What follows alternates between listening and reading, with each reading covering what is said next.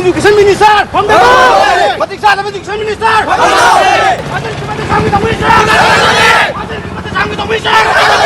Lana oza sing lobo buna mana pi ni haiba aran ma to ko yaroi haiba sing muna sairak pi ba lenga ki asing ma thong se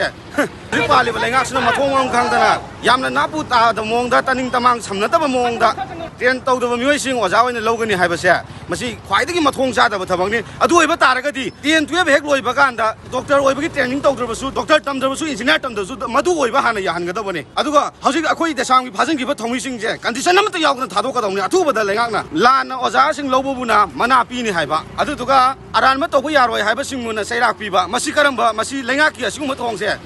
ang ko phang thagat le hai tai desam na asum ma thong ma huk ta ba taning tamam sang na ta ba dai ta logom to ko log da ba matik chadaba education minister commissioner director kudak ta pham thadok na hena phagani na desang mai kai dagi desang phal west district mai kai dagi thamjari